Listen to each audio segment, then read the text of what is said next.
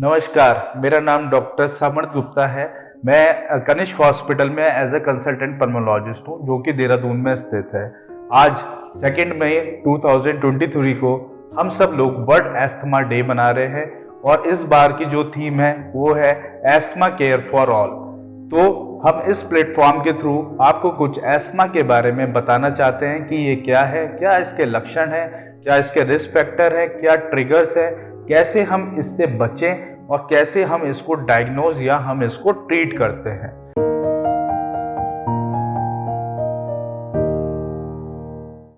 तो बात करते हैं पहले एस्थमा क्या है। ये एक क्रोनिक डिजीज है जो कि हम इसे जड़ से बिल्कुल नहीं हटा सकते, लेकिन हम इसे कंट्रोल कर सकते हैं। इसमें जितने भी हमारे सांस की नलियां होती हैं उसमें सूजन आ जाती है, जिसके कारण हमें इसके लक्षण देखने पड़ते हैं। लक्षणों के तौर पे अगर देखा जाए तो सबसे मुख्य रूप से जो पहला लक्षण है वो है छाती में जकड़न होना, दूसरा है सीटियां बजना, तीसरा है सांस फूलना, चौथा है खांसी होना। अब बात करते हैं इसके रिस्क फैक्टर की।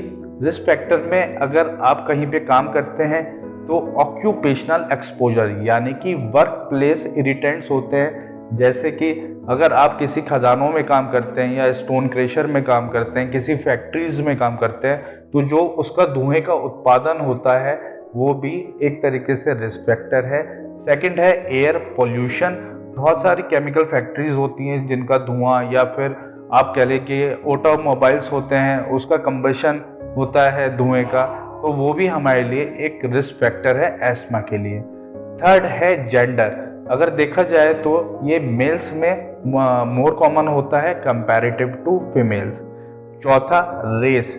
रेस की अगर बात करा जाए तो ये अमेरिकन्स या अफ्रीकन्स में ज़्यादा पाया जाता है कंपैरेटिव टू जो हम लोगों की देसी रेस है उसके मुकाबले। फिर अगर जो इम्पोर्टेंट फैक्टर है वो है फिफ्थ, वो है जेनेटिक। आपने देखा होगा कि अगर आपके किसी बड़ों को अगर एस्थमा है तो कई बार वो बीमारी बच्चों में भी आती है, यानी जेनेटिक प्रीडिस्पोजिशन। अब मैं बात करता हूँ कुछ ट्रिगर्स की।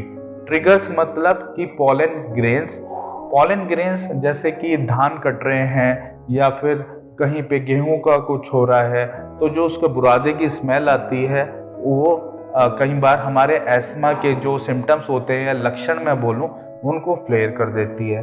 कई बार चेंज इन टेम्परेचर यानी कि मौसम में बदलाव के कारण भी ट्रिगर मैकेनिज्म होता है और उसके कारण भी हमारे जो सिम्टम्स होते हैं वो फ्लेयर अप हो जाते हैं। चौथा हो गया डाइट। डाइट में जैसे कई बार हम अंडा खाते हैं, काजू हो गया, बादाम हो गया, किसी भी तरह खाने का पदार्थ जो कि हमारे सिम्टम्स को फ्लेयर करेगा यानी कि बढ़ाएगा, वो सब के सब ट्रिगर्स हैं।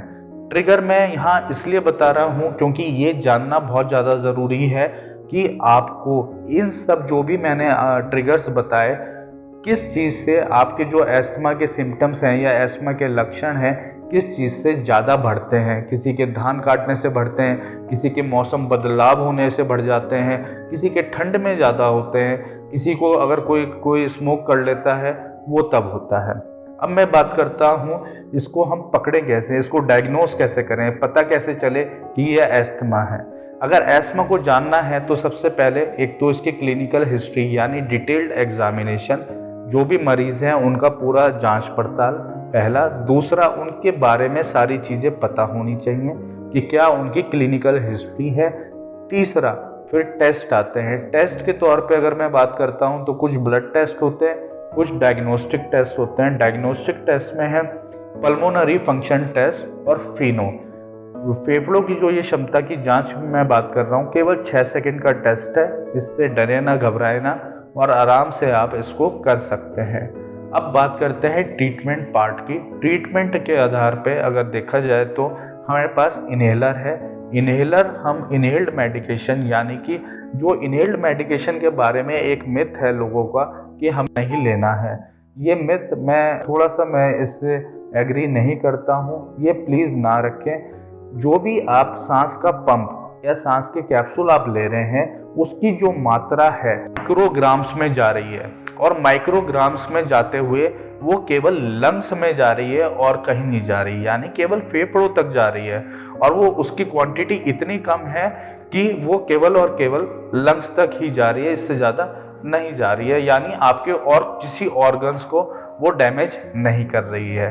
तो जितने भी लोग ये कई बार सोचते हैं कि हम इनहेलर ले रहे हैं, हमें इसकी आदत तो नहीं पड़ेगी, नहीं, ऐसा कुछ नहीं है कि आपको आदत पड़ेगी या नहीं पड़ेगी, लेकिन यही एक तरीका है कि हम इसको कंट्रोल कर सकते हैं या उसके सिम्टम्स को हम निजात पा सकते हैं।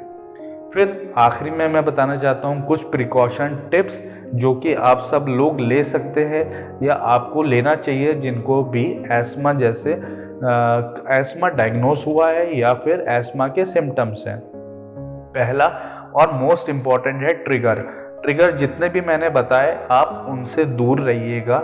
इनका काम होता है कि आपके सिम्टम्स को बढ़ाना। तो जितने भी ट्रिगर्स हैं प्लीज़ इनसे आप बच के रहिएगा, जहाँ कहीं भी हो आप इनको अवॉइड करिएगा। सेकंड नंबर पे आता है एक्सरसाइजेज या फिर फिजिकल एक्टिविटी। आप योगा कर सकते हैं, इंडोर एक्टिविटी कर सकते हैं, ताकि ये जो लक्षण हैं ये थोड़े कम हो और आपकी इम्यूनिटी डेवलप रहे। थर्ड में आता है फूड हम प्रॉपर लें, कोई भी पैक्ड फूड या फिर प्रिजर्वेटिव फूड हम अवॉइड करें। सेकंड कि calcium, magnesium plus vitamin D अगर रिच फूड हैं वो ज़्यादा फायदेमंद रहेगा, क्योंकि मैग्नीशियम क्या है, एज अ ब्रोंकोडायलेटर भी एक्ट करता है। तो हमारे लिए जितने भी एस्मा के पेशेंट्स हैं उनके लिए कारगर साबित होता है। तो विटामिन डी और मैग्नीशियम रिच फूड आप ले सकते हैं। थर्ड, अगर आप स्मोकर हैं तो प्लीज़ स्मोकिंग को अवॉइड करिएगा। स्मोकर्स अगर एरिया में हैं तो उनसे आप थोड़ा दूर रह सकते हैं या मास्क का प्रयोग कर सकते हैं। फोर्थ, कभी भी अगर मौसम बदलता है या चारों मौसम जैसे बदलते हैं उस टाइम पे आपके सिम्टम्स को फ्लेयर अप हो सकता है, तो उस टाइम आप अपना इन्हेलर तैयार रखिएगा। प्लस जब भी ऐसा हो तो कोशिश करिएगा कि एक आप ड्राई एयर, क्योंकि जो कोल्ड एयर होती है वो ड्राई एयर होती है और वो आपके सिम्टम्स को बढ़ा सकती है। तो उस टाइम में आप स्टीम हो गया या फिर गर्म पानी के गरारे, ये सब आप कर सकते हैं। और कोशिश करिएगा कि जितने मैंने ये चीज़ें बताई ये अपने डे टू डे लाइफ में लाइएगा, तभी हम एस्मा को यहाँ से कवर कर सकते हैं या फिर इसको हम ठीक कर सकते हैं। ये वीडियो के माध्यम से मैं बताने का यही मेरा तात्पर्य था कि मैं ज़्यादातर लोगों तक पहुँचूँ और जो भी डाटा है, जैसे इस टाइम की मैं बात करता हूँ इंडिया का डाटा, तो 6% जो कि छोटे बच्चे हैं या फिर जिनकी उम्र 20 साल से कम है वो लोग ज़्यादा अफेक्टेड हैं, और 20 साल से ऊपर के जो लोग हैं वो केवल 2% आते हैं जो कि अफेक्टेड हैं पूरे पॉपुलेशन ऑफ इंडिया की मैं बात करूं तो यही मेरा माध्यम रहेगा बताने का कि मैं आप तक पहुंचूं और इस रेट को, जो कि ये 6% या 2% वाला डाटा है, इसको मैं कम करूं।